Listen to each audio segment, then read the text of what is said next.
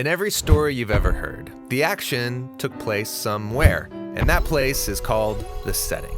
And since we've been learning how to read biblical narratives, let's talk about how settings work in the Bible. So, settings are a crucially important tool in the hands of the biblical authors. Really? Yeah, think of it this way. When you start a story, everything is new.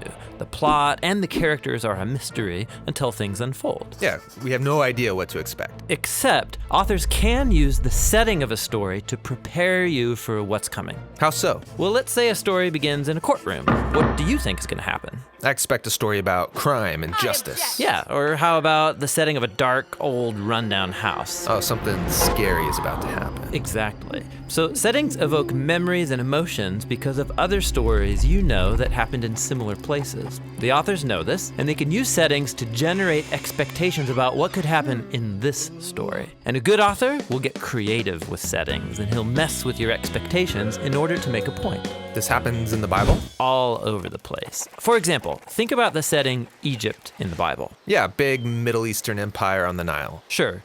Now think about the first biblical story where someone ends up in Egypt. It's about Abraham. God calls him to journey by faith to a new land, and he promises to give him a huge family. So he sets out, but he arrives during a famine. Now, is he going to trust God and stay in the promised land? Or will he leave the land and go look for food on his own? Yeah, Abraham leaves and goes down to Egypt. And there, in Egypt, things go downhill fast. Abraham denies that Sarah is his wife to save his own neck, and then Pharaoh tries to marry her for himself. Okay, first impression of Egypt, not a great place to visit. But God then rescues them. He strikes Egypt with plagues, and so Pharaoh relents and sends Abraham away with loads of wealth. So, what do we learn about Egypt as a setting from this story? It's the place people end up because of stupid decisions, but it's also a place where God comes and rescues his people. Yep, and the next main story in Egypt follows the same pattern. Abraham's great-grandsons make a bunch of stupid choices, and they eventually lead them to Egypt because of another famine. Down in Egypt, uh-oh. So generations pass, and the family ends up as slaves in Egypt, and what do you think's gonna happen? God's gonna send some plagues and rescue his people. It's like he saw it coming.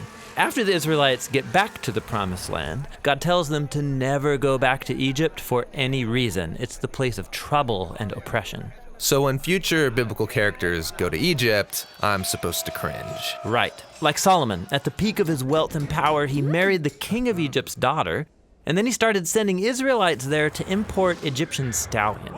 And then, a generation later, that alliance goes bad. Egypt oppresses Israel all over again. So biblical settings carry with them all these memories of previous stories, which create expectation. Yeah, it's a brilliant literary device to infuse stories with meaning. Now, biblical authors, they're brilliant. They can build up your expectations, but also creatively mess with them. Like how? Egypt's a perfect example. In the Gospel of Matthew, when Jesus is born, his family flees to Egypt. Uh-oh, so this is a problem. You would think so, but pay attention. Instead of Egypt being the bad place, it's the place of safety. Because who are they fleeing from? King Herod, who is behaving exactly like Pharaoh did, but he rules Jerusalem, not Egypt. Matthew is messing with me to show how Jerusalem has become Egypt. Exactly. You can find these kinds of patterns in many different biblical settings. Babylon, Moab, the wilderness, Bethlehem.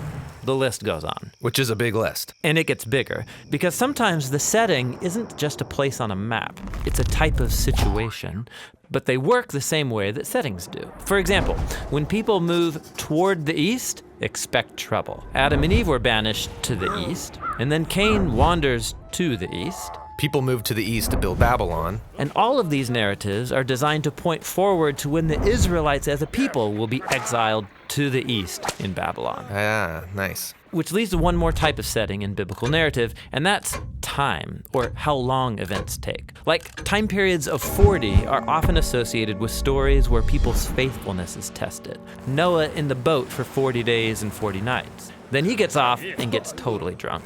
The Israelites got impatient during their 40 days of waiting for Moses on Mount Sinai, so they made the golden calf. Or after the Israelite spies investigate the land for 40 days, the people rebel, so they have to wander in the desert for 40 years. But then there's the story of Jesus, who was tested in the desert for 40 days, and he reverses the expectation. He overcomes the test. Exactly. Across the whole Bible, places, situations, and time periods become full of meaning by evoking memories and setting expectations. And the New Testament authors reuse all of these settings to show how Jesus is the one carrying our world from the garden, out of Egypt and the wilderness, and into the new creation.